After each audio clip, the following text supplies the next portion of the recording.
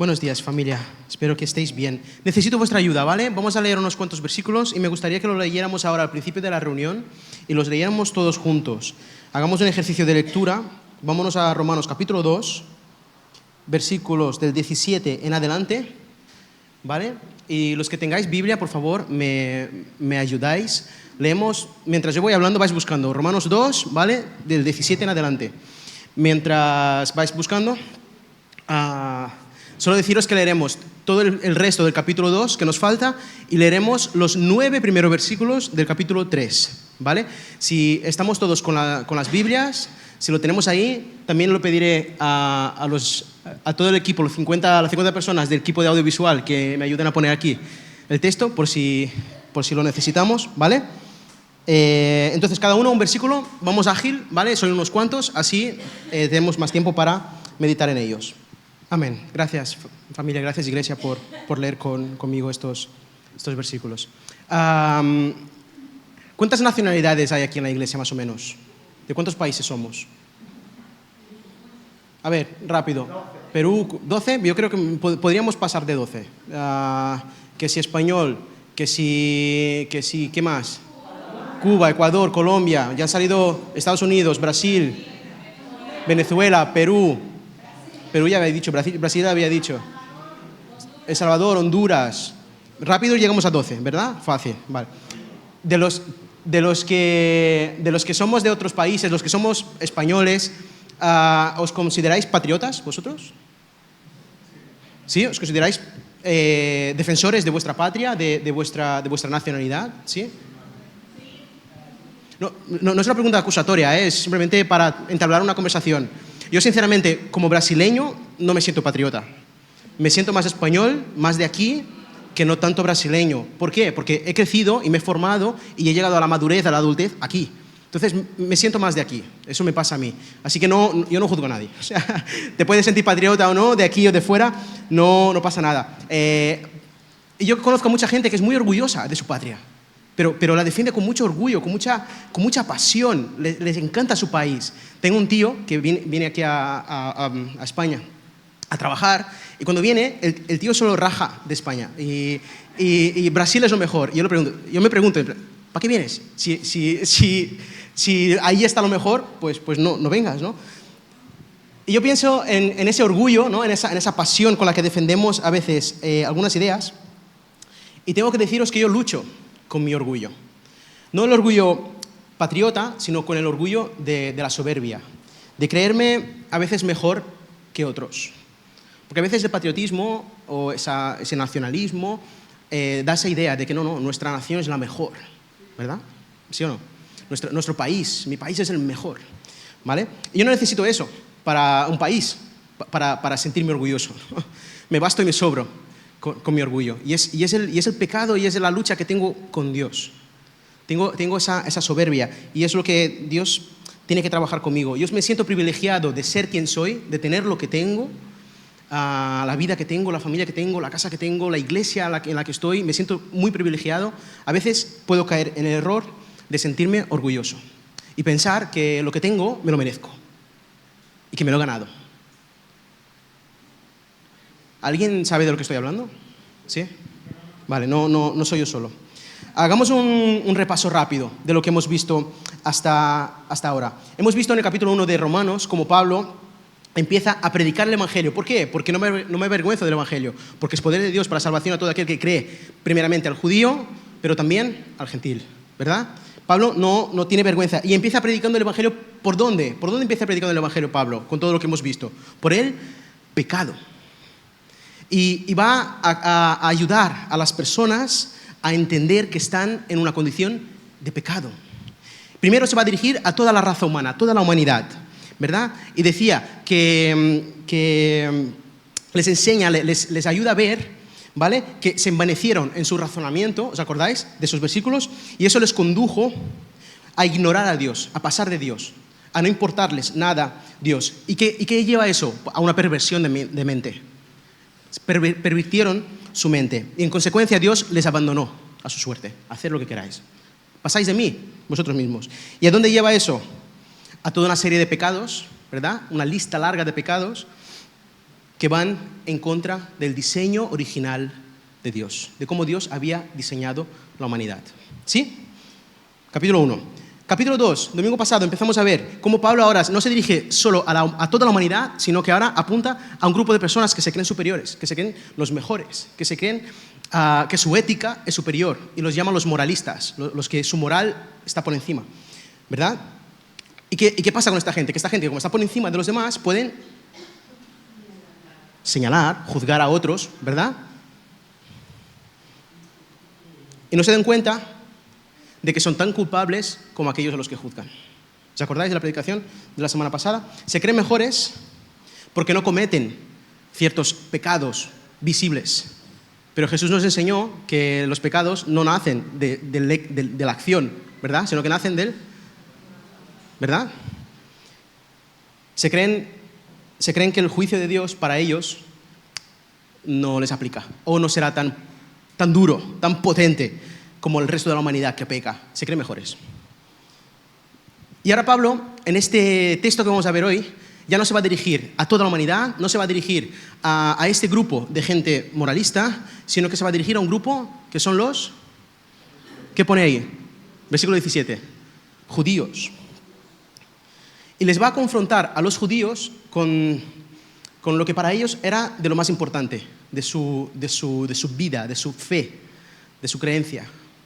Que una es la ley y el otro es la señal de ser un pueblo escogido, que es la circuncisión, ¿vale? Y Pablo les va a confrontar con estas dos ideas. Ya lo hemos leído, más o menos ya sabéis por dónde voy, ¿vale? En los versículos del 17 al 18, Pablo va a desarrollar todo lo que los judíos piensan sobre la ley, todo lo que para ellos la ley se jactan, ¿cómo se dice eso en otras palabras? Se glorían, se envanecen, se enaltecen de tener la ley, ¿verdad?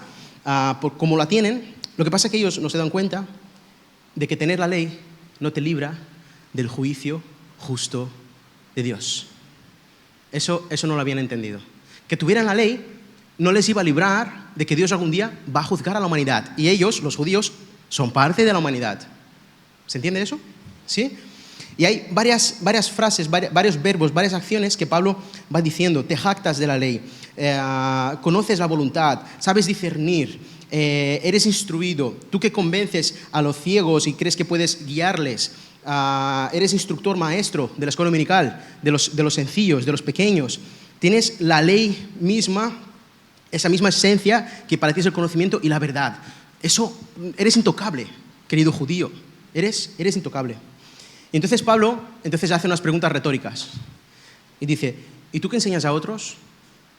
¿No te enseñas a ti mismo? ¿Lo que tú tienes para enseñar a otros no te lo aplicas a ti mismo? ¿Tú que enseñas a no robar? ¿Robas? A lo mejor no es un robo visible, físico, que es evidente, sino que es más sutil. A lo mejor es no pagar el IVA. A lo mejor es llevarse algo de trabajo, aunque sea un boli, un lápiz. A lo mejor es algo bastante sutil. Dice, ¿tú que enseñas a no robar? ¿Robas? ¿Tú que enseñas que no se debe adulterar? ¿Adulteras? ¿Cómo dijo Jesús que se adulteraba? ¿Actuando, llevando el acto hasta la cama? No. Solo con el pensamiento, solo con la mirada, solo con el deseo, ya adulteró en su interior. ¿Sí o no? Tú que enseñas que la idolatría está mal, vas a los templos y haces negocios ahí y robas ahí también. ¿Crees que es la manera de hacerlo? Tú que te jactas de tener la ley, ¿la deshonras? ¿La deshonras? Si los judíos, esas cargas que les imponían los demás, no eran capaces ni ellos de llevarlas. ¿Os acordáis de los fariseos? Ese estilo. Ese mismo estilo. Y yo me acuerdo mucho de Jesús hablando en el Sermón del Monte. Dice, tú que juzgas a los demás, con la misma medida con la que tú juzgas, serás tú juzgado. Tú que estás tan preocupado de quitarle la viga, el tronco de madera del ojo de tu hermano, perdón, no es la viga, es la paja del ojo de tu hermano, ¿verdad? La paja, porque está tan borrosa su vista que él ve la paja en el ojo del hermano, ¿verdad? Pero ¿qué es lo que tiene en su propia vista? ¿Qué es lo que tengo yo en mi propia vista? un tronco, ¿verdad? Un trozo de madera que me impide ver. Eso me conecta directamente con esa idea. Y entonces, a partir del versículo 25, Pablo va a hablar de algo que también es súper sagrado, súper importante para los judíos, que es la circuncisión. La circuncisión, sabéis que es el corte del prepucio del pene del hombre, ¿vale? Es lo que identificaba al pueblo separado, apartado de Dios, ¿sí? Y para ellos eso era tan importante que a lo mejor ellos llegaron a pensar que por ser circuncidado se iban a librar del justo juicio de Dios. Y no, ni por tener la ley, ni por estar circuncidado, te vas a librar del juicio de Dios. De alguna manera se llegaron a creer que el hecho de estar circuncidado les daba cierto poder, cierta superioridad, una superstición de que para ellos eso era señal de salvación. Se iban a salvar por estar circuncidados. Eso es lo que defendía un judío. El pueblo judío, pueblo escogido de Dios, era el pueblo salvado de Dios. No había nada que recriminar a esta gente. Lo que pasa es que ellos no entendían que la circuncisión no es un sustituto a la obediencia a Dios. No es en plan, yo me circuncido y ya está. Y ya no tengo que obedecer a Dios, porque estoy circuncidado, ya estoy salvo. No, querido. Justamente la circuncisión es un voto, es una promesa de que vas a intentar obedecer a Dios en todo. Es un compromiso que como un pacto es eso. Un pacto es Dios hace algo y tú haces algo a cambio, ¿verdad? Un pacto es algo que va a dos partes. Me pasa claro, nuestros pactos no sabemos mantenerlos, ¿verdad? Pues el pueblo judío se creía que por tener la ley y por ser circuncidado ya lo tenía todo hecho. Y entonces Pablo tiene que decirles, pues si tú, que eres judío, si quebrantas la ley, lo que haces es parecerte a un incircunciso. Me cuesta decirlo. Y en cambio, el gentil, el incircunciso, que obedece la ley, te condena a ti, que la tienes y no la obedeces.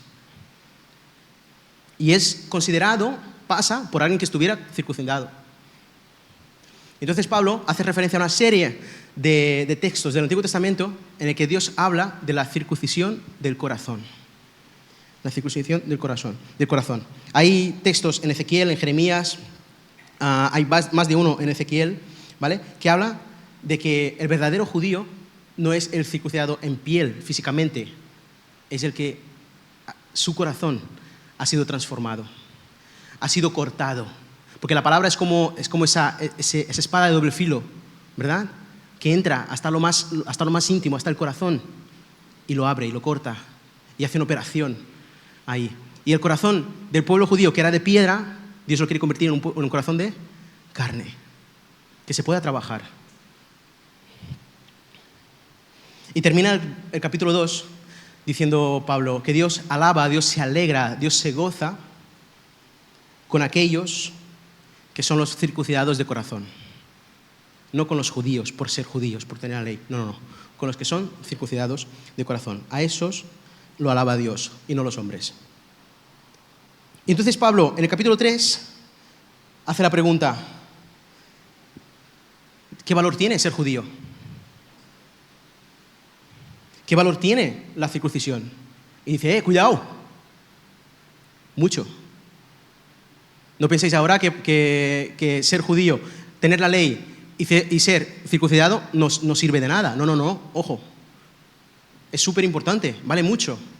¿Por qué? Porque a los judíos se les fue dada la revelación de Dios, la palabra de Dios, sus propias palabras. Se les confiaron las palabras mismas de Dios. Pero entonces la pregunta es, ¿ser judío te salva del juicio justo de Dios? No. ¿Ser judío y circuncidado tiene algún privilegio? Sí. El privilegio es que a través del pueblo de Dios vino la salvación al mundo. ¿Quién es la salvación? Jesús. Jesús es la salvación que viene a través del pueblo judío. La promesa hecha a Abraham. En ti serán benditas todas las naciones de la tierra. No es solo para ti, es para todas las naciones de la tierra. Ellos tuvieron el privilegio de ver nacer al Salvador. ¿Verdad que sí? Pero a lo suyo vino y los suyos no le recibieron. Y los suyos no le recibieron. Sé que a muchos nos gustan las películas. A mí me siguen gustando las películas. Yo el fin de semana estaba viendo una película con mis hijos, la película de Spider-Man. Nos gustan los superhéroes, las historias de los superhéroes, es muy chula.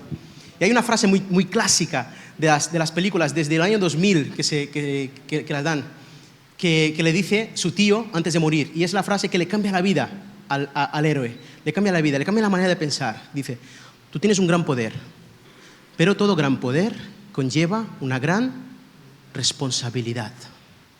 Y esa frase hace un clic en la mente del héroe. Espera, voy a pensar eso. Yo tengo un gran poder, un gran privilegio. Soy bendecido con un don que nadie tiene. Pero eso conlleva a que sea responsable de lo que se me ha dado. ¿Se entiende? Pasa lo mismo con los judíos. Los judíos tenían un gran poder, un gran privilegio. Pero eso conllevaba a una gran responsabilidad. ¿Qué tenían que ser los judíos? Luz a las naciones, testigos de la gloria de Dios. Tenían que ser la cuna que iba a proyectar, que iba a llevar la salvación, que es Jesús, a todas las naciones. Pero lo suyo vino y los suyos no le recibieron. Entonces, versículo 9, salto un poquito, versículo 9. ¿A qué conclusión llegamos? ¿Somos los judíos, Pablo se incluye, somos mejores? Versículo 9, ¿lo veis ahí, capítulo 3? ¿Somos nosotros los judíos mejores? ¿Qué dice Pablo? De ninguna manera. Leía un comentario de un autor que decía, esta frase de ninguna manera no expresa bien la potencia, la negación que Pablo quería decir aquí en el original. Se podría traducir de otra manera como, válgame Dios, ni por tu vida, ni en broma, ni se te ocurra. De ninguna manera. No, los judíos no somos mejores que los demás. Queridos, déjame decir una cosa. Hay gente que dice que sí. Hay gente que está enseñando que es mejor ser judío. Hay gente que está diciendo, dentro de las iglesias cristianas, que el cristianismo no es suficiente, que Jesús no es suficiente, que para agradar a Dios tienes que ser como los judíos. Tienes que guardar las leyes, los mandamientos de Dios, porque solo así agradarás a Dios. En la época de Pablo, esta gente ya se les conocía, no es algo nuevo. Se llamaban los judaizantes. Cada iglesia que Pablo fundaba y dejaba ahí los ancianos cuidando, velando de la iglesia, y se iba a trabajar a otra, aparecía una serie de maestros que venían a enseñar que el cristianismo, que la obra de Cristo no es suficiente, que hace falta guardar la ley, hace falta guardar el sábado, hace falta comer toda la comida que decía la ley que se tenía que comer. Porque si no, querido, no vas a agradar a Dios. Dios no se va a agradar de tu vida. Jesús no es suficiente. En aquella época se llamaban los judaizantes. Hoy en día están ahí todavía, tienen otros nombres, que si mesiánicos, que si lo que sea. Pero también están los legalistas dentro de las iglesias, aquellos que creen que hemos sido llamados a cumplir todas las leyes literales de la Biblia. Todas, literalmente, todas. ¿Qué pasa con esta gente? Que no solo lo intentan ellos, sino que señalan y acusan a los demás que no lo hacen. ¿No os parece familiar lo que os estoy diciendo con lo que hemos leído? ¿Sí? Pues resulta que esa gente que defiende ese judaísmo dentro del cristianismo, esta gente que les gusta acusar a los demás que no cumplen toda la ley como yo lo hago, habían manipulado el mensaje de Pablo. Le habían dado la vuelta al mensaje de Pablo. Yo sé que en algunas versiones cuesta entenderlo, ¿vale? Pero vamos a hacer un pequeño ejercicio de ir a los versículos del capítulo 3, ¿vale? Ahí por los versículos 3 al 7, dice así: como Dios se mantiene fiel a pesar de nuestra infidelidad? ¿Es cierto o no? Nosotros podemos, los hombres, ser infieles, lo somos, nuestra fidelidad no es perfecta como la de Dios, pero ¿eso cambia la fidelidad de Dios? ¿Sí o no? ¿Dios deja de ser fiel porque nosotros no lo seamos? Eso no cambia el carácter de Dios. Dios sigue siendo fiel. ¿Sí o no? ¿Vale? Eso es una verdad. Fantástico.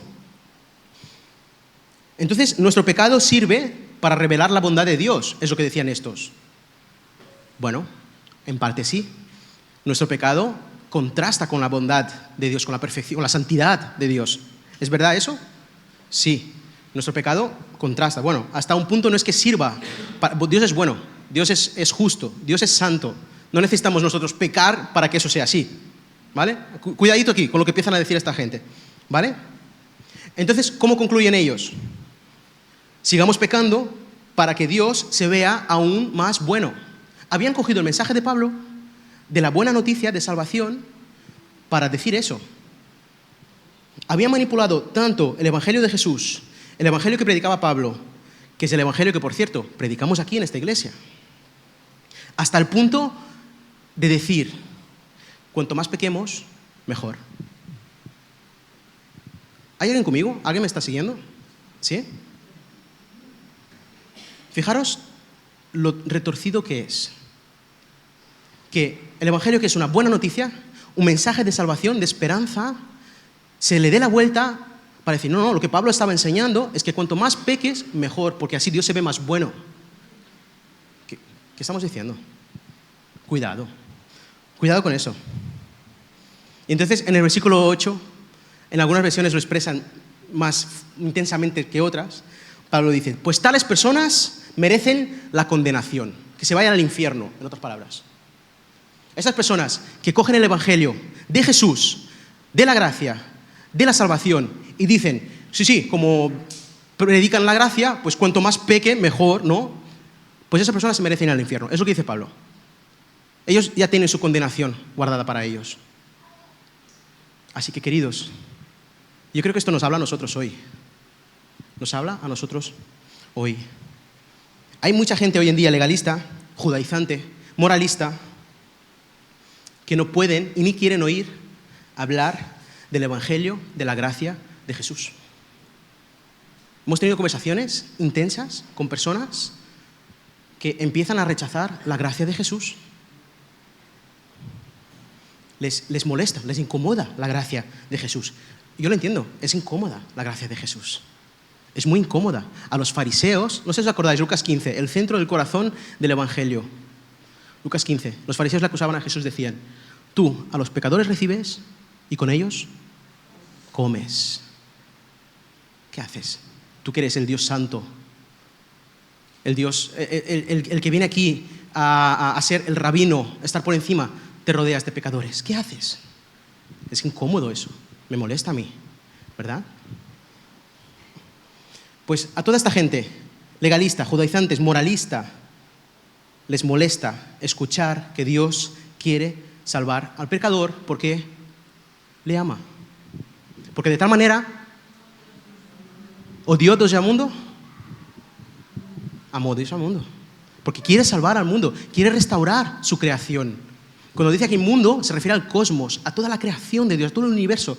De tal manera ama a Dios a todo lo que ha creado que lo quiere restaurar. Que dio a su Hijo para que eso fuera real, para que eso se restaurara. Y podemos caer en el error de leer esto hoy en día y pensar, ay, esos judíos, qué malos, esos legalistas, moralistas del capítulo 2, esos pecadores depravados del capítulo 1, ay, de verdad, qué gente, qué gentuza. Ya les vale, que no se dan por aludidos. ¿No ven que la Biblia es para ellos? ¿Que estos capítulos son para ellos? Qué orgullosos que son, que no se dan cuenta. ¿No podría ser que nosotros, hoy en día, como cristianos, estemos cayendo en el mismo pecado de orgullo? Que estemos cometiendo el mismo error que los judíos de aquella época, con el orgullo nuestro como cristianos. que nos creamos mejores que los inconversos. Incluso caíamos en el error de aquellos judíos en una iglesia romana que estaba compuesta tanto de judíos y gentiles. No es casualidad que Pablo escriba primero a los judíos y luego a los gentiles, también a los judíos y también a los gentiles. Y todo el rato está hablando de judíos y gentiles. ¿Por qué es eso? Porque la iglesia estaba compuesta por judíos y gentiles. ¿Qué estaba pasando? Que los judíos estaban tan subiditos que a sus hermanos, sus mismos hermanos, los mismos que habían sido salvados por la sangre de Jesús, les menospreciaban y decían que no eran suficientes, que no iban a ser tan buenos y tan mejores por no tener la ley y no ser circuncidados como lo eran los judíos. Pues fijaros la división que había en medio de la iglesia. ¿Y no será que nosotros a lo mejor como cristianos, no solo a los de fuera creemos que son peores, sino a algunos hermanos de dentro también nos puede pasar la idea por la mente? Tony, si estás por ahí, échame un cable. Quiero hacer un ejercicio bastante atrevido, ¿vale? Me vais a perdonar que nadie se crea que intento cambiar la palabra de Dios. Yo quiero hacer un ejercicio de verme a mí reflejado en estos versículos, ¿vale? Y he preparado el mismo texto, pero cambiando algunas palabras para que nos ayude a contextualizar lo que hoy vivimos con lo que en aquella época vivían los judíos de la iglesia de Roma, de sus hermanos gentiles. ¿Lo tienes ahí, Tony? Lo leo, lo leéis, me acompañáis leyéndolo por aquí juntos, ¿vale? Y dice así, he cambiado algunas palabras y ya lo veréis. Ahora bien, tú que llevas el nombre de cristiano, que dependes de la Biblia y te jactas de tu relación con Dios, que conoces su voluntad y sabes discernir lo que es mejor porque eres instruido por la Biblia, que estás convencido de ser el guía de los ciegos y luz de los que están en la oscuridad, instructor de los ignorantes, maestros de los sencillos, pues tienes en la Biblia la esencia misma del conocimiento y de la verdad. En fin, tú que enseñas a otros, ¿no te enseñas a ti mismo? Tú que predicas contra el robo, ¿robas? Tú que dices que no se debe cometer adulterio, ¿adulteras? Tú que aborreces a los ídolos, ¿robas en sus templos? Tú que te jactas de la Biblia, deshonras a Dios quebrantando la propia Biblia. Así está escrito, por vuestra causa se blasfema el nombre de Dios entre los inconversos. ¿Sigue, Tony? El bautismo, fijaros la palabra que cambio, lo que para nosotros significa la circuncisión, ahora a lo mejor tiene otro nombre. El bautismo tiene valor si observas la Biblia, pero si la quebrantas, vienes a ser como un inconverso. Por lo tanto, si los inconversos cumplen los requisitos que dice la Biblia, ¿no se les será considerado como si estuvieran bautizados? El que no está bautizado, pero obedece la Biblia, te condenará a ti, que a pesar de tener el mandamiento escrito y el bautismo, quebrantas lo que dice la Biblia. ¿Sigue, Tony? Lo exterior no hace a nadie cristiano, ni consiste el bautismo en una señal en el cuerpo. El verdadero cristiano lo es interiormente.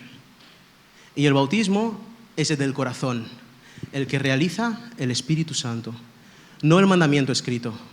Al que es cristiano, así, a ese lo alaba Dios y no la gente. Y para terminar, entonces, ¿qué se gana con ser cristiano? ¿O qué valor tiene el bautismo? Mucho. Desde cualquier punto de vista, en cualquier lugar, a los cristianos se les ha confiado las mismas palabras de Dios. ¿Tiene sentido todo eso que estamos leyendo? ¿Sí? Pero entonces, si a algunos les faltó la fe, ¿acaso su falta de fe anula la fidelidad de Dios? De ninguna manera. Dios siempre es veraz, aunque el hombre sea mentiroso. Así está escrito. Por eso eres justo en tu sentencia y triunfarás cuando te juzguen. Pero si nuestra injusticia pone de relieve la justicia de Dios, entonces ¿qué diremos? ¿Que Dios es injusto al descargar sobre nosotros su ira?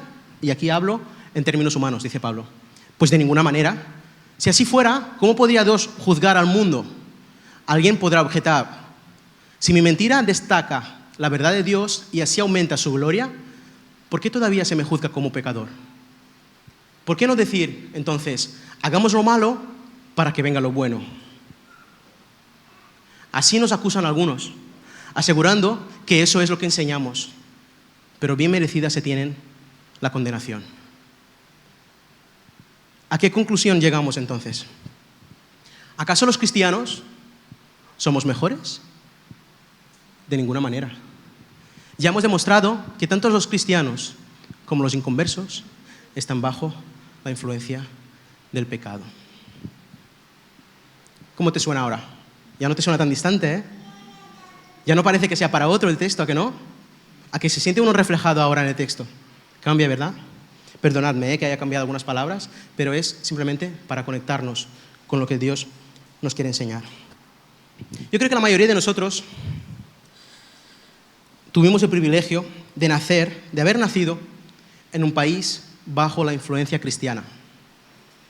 Sabéis que los países occidentales, sobre todo, desde hace muchísimos años, están bajo la influencia de la Iglesia cristiana, la Iglesia católica en muchos casos, ¿vale? Incluso algunos hemos nacido bajo la influencia de una familia cristiana, de algún pariente cristiano, ¿sí? Pero es que resulta que el caso de algunos otros, como el mío, hemos nacido prácticamente dentro de la iglesia. O sea, no nací en la iglesia, pero al día siguiente ya estaba yo como un bebé en la iglesia, me estaban presentando o lo que sea.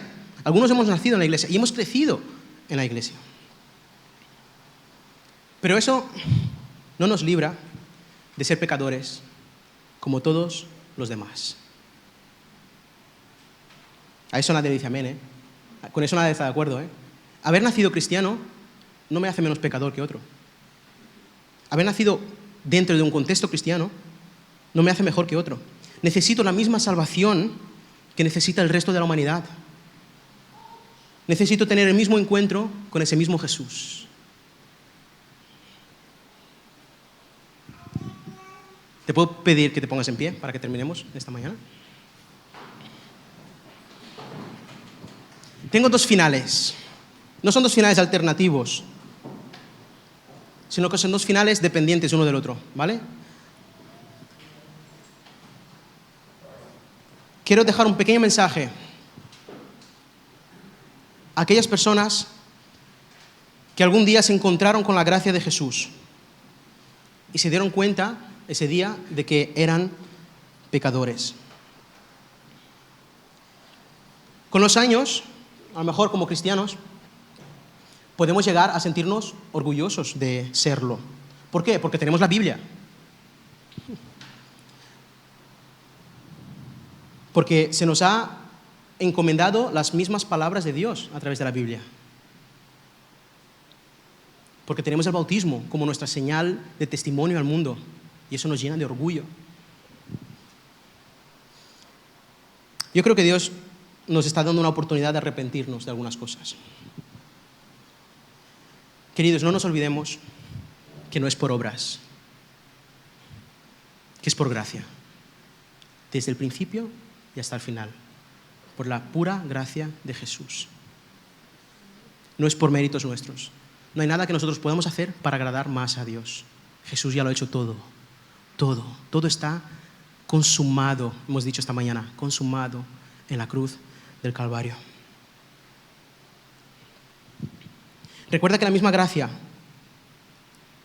que nos salvó un día a nosotros, también sirve para salvar a otros. A otro hermano que a lo mejor está perdido, está sufriendo. La misma gracia que hubo para ti, también hay para tu hermano o para una persona que no conoce al Señor. Y es más, que la misma justicia con la que Dios nos condenará, también va a condenar a otros. Si nosotros queremos condenar a otros con justicia, recordemos que Dios también nos va a juzgar. Nos va a juzgar. Y ese es un mensaje para aquellos que a lo mejor han leído ese texto y se han sentido identificados con ellos. Si Dios te habla algo en esta mañana, ponte en oración con el Señor. Tengo otro mensaje, otro final, para aquellos que a lo mejor llevan toda la vida llamándose cristianos, que incluso a lo mejor estén bautizados, ya sea por la Iglesia Católica o por la Iglesia Evangélica, da igual. Déjame decirte una cosa, Dios no tiene nietos, Dios tiene hijos. No importa si tu padre, si tu madre había creído en el Señor, era creyente, era salvo, eso no te hace a ti salvo. No es por descendencia.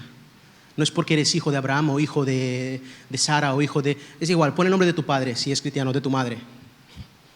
No es por eso.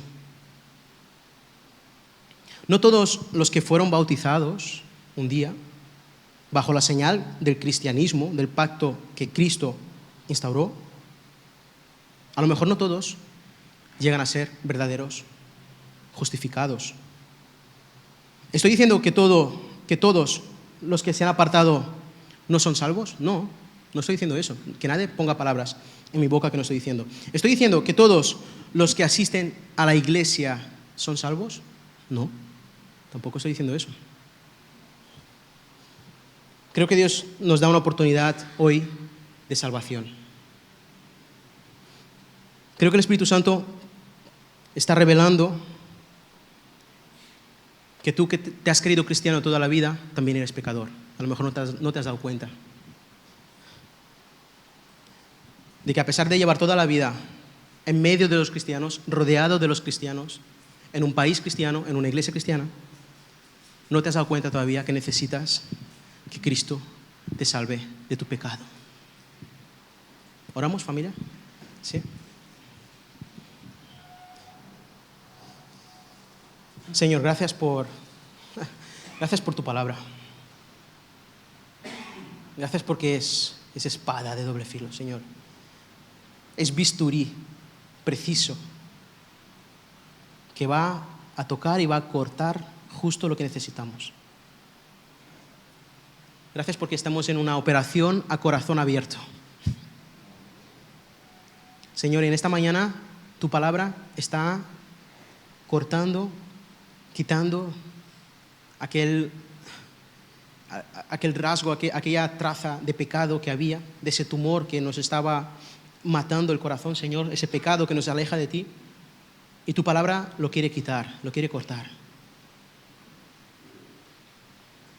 Señor, si hay pecado mío como el orgullo, a pesar de haber creído en ti, de saber, de estar convencido y tranquilo de que tú me tienes en tus manos y mi salvación no depende de mis hechos, de mis acciones, de mis méritos. Señor, yo sé que lucho con el pecado a diario, Señor. Yo no quiero caer en el orgullo, en el mismo orgullo que cayeron los judíos, de creerse superiores, de creerme mejor que otros, de creer que he ganado cosas, he conseguido cosas, he llegado a ciertos puntos porque me lo merezco, porque me lo he currado. Señor, líbrame de eso, por favor, líbrame de eso, Señor.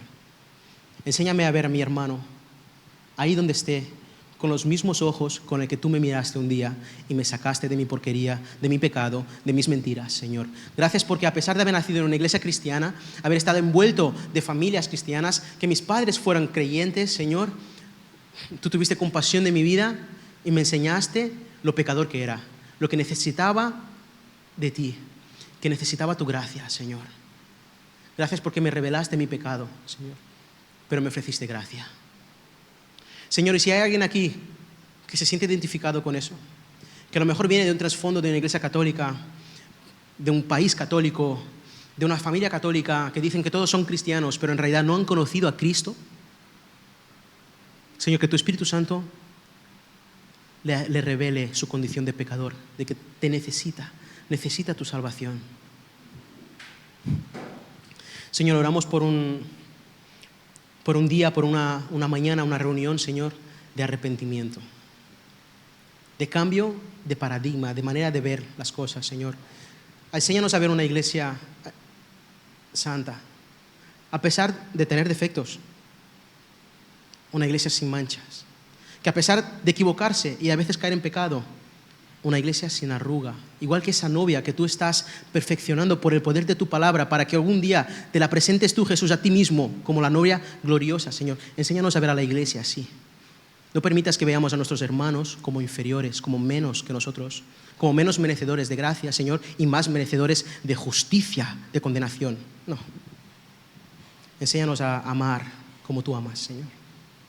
Enséñanos a acudir al trono de la gracia, a la cruz de Jesús, Señor, donde Él, poniendo su mirada en el gozo, sufrió mi castigo, el castigo que me tocaba a mí, Señor, para salvarme, porque tú me amas Señor, gracias por tu amor. Gracias por tu amor, Señor. Reconozco, Señor, que no lo merezco, pero lo abrazo. Lo abrazo como agua, Señor, que en medio del desierto. Lo abrazo, Señor, como ese ciervo que brama, Señor, por las aguas, que necesita beber, Señor. Lo abrazo. Abrazo tu amor, abrazo tu gracia. No la quiero rechazar, no la quiero menospreciar, Señor. Quiero enseñar a otros también a amar tu misericordia, a depender de ella. Señor, gracias porque eres bueno. Para siempre es tu misericordia, Señor. Y no permitas que nos olvidemos de ello.